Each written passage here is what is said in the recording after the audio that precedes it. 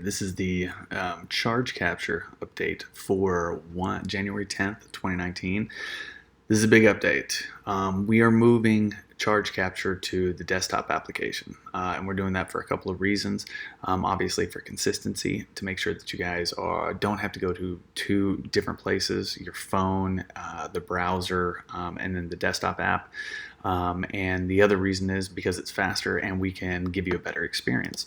So let me log in as a doctor. Okay, I log in as a doctor. Doctors are going to have a list notification option here. Let's go in here. And what it's going to do is it's going to pull up your patient list. Now, this is only for users that have charge capture turned on and that are doctors. So let's go ahead and take a look at this. I've got my patient information here, my locations. I can choose different locations if I want. I can grab a different patient list if I need it. And then I can look at my 5-day billing. I can see how my patients are, how my billing's doing. And then I click here and I go to charge. Now, this is going to act just like our current application does, where it's going to pull your previous diagnoses forward or previous diagnoses from a similarly specialty physician. And then you can just go like this. Let's say I want to add Melina. Go ahead. And you know what? Melina obviously has been added. I can go here and get my CPTs. What I want to do, though, is show you how easy it is to do a diagnosis. Let's go in here and say I've got hip.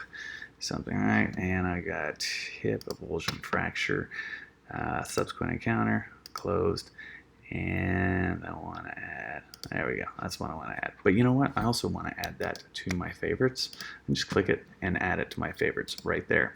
So you can start building your favorites list directly from adding a diagnosis. And then I can go into my CPT code and say, you know what, not today and not today, but yes, that's where I was. Add a quick list item. There you go. Referring provider. Let's say that my referring provider was Joshua Lowentrit. There we go. Search them out. There you go. Primary care provider. Primary care provider was Julie Thomas. And submit the charge. It's as smooth and as easy as we like to have it on the mobile application. That's as difficult as putting in a charge should be for your experience. If you need to edit the visit, just click Edit Visit. It's going to open it, and it's going to open the last charge that you had just submitted right there. You can go ahead and edit it and pull it in right there. If you need to edit the patient's demographics or location information, just click that. You can edit it directly from there. Go ahead and close that and add that now. If you also, maybe you want this to be, different colors, you can do that. You can change the coloring of it. And if you prefer it on the other side of the screen for any reason, you can do that as well. The reason for this, we want to make it as functional and give you as many customizing options as you need, because we know that not everybody is using this the same way. So you can do that directly from here. Obviously, it's going to pull everything forward. There you go. And submit your charges. Charges submission right there. Now, the next thing that we did was we built what we call a billing message, right? Now, doctors are great at putting in charges, but sometimes they make billing mistakes. So one of the things that we have been streamlining, and one of the things that we preach, is the efficiency aspect of charge capture. Now, I have put in those charges, but let's say I put in something wrong. The billers are back here and they're looking at your charge and they say, that is not, oof, look at that, that's no. We need to update with a modifier. Now what that's going to do is send a message to me. Now you see I just got that message over here and that notification. That's because I'm logged in on the dashboard as a biller, and then I've got my desktop application open as a provider here. And you see I just got a new message from my biller. Again, DocsInk's all about efficiency. You are sitting on the most efficient communication platform for healthcare there is.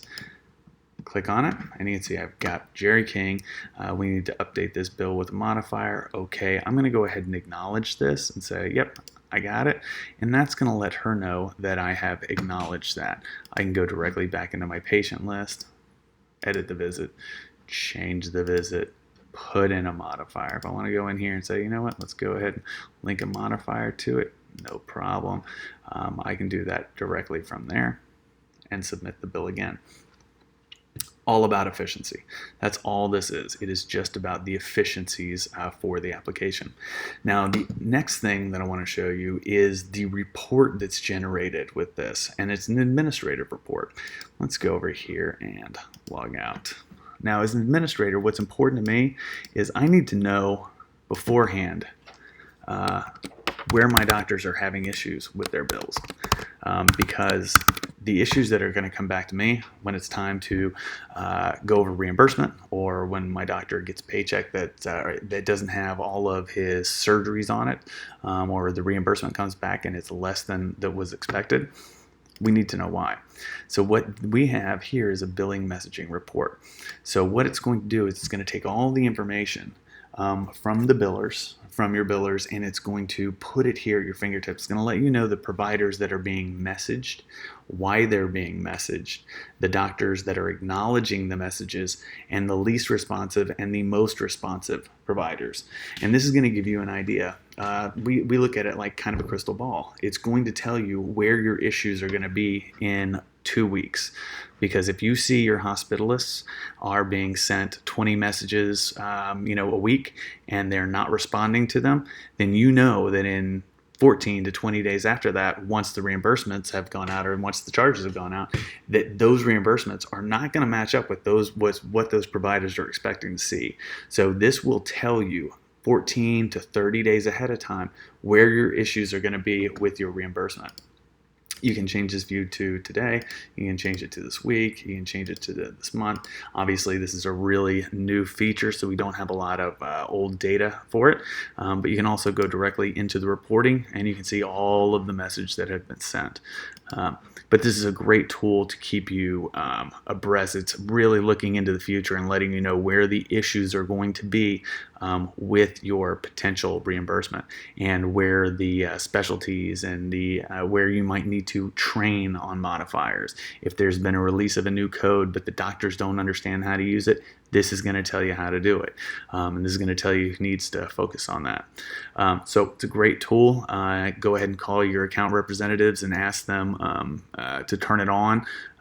It's already on for all of our charge capture clients, but if you want a little bit of training, you want some additional information, or if you have some feedback, things that you think this could do better, go ahead and give us a call and we'll happily put it in.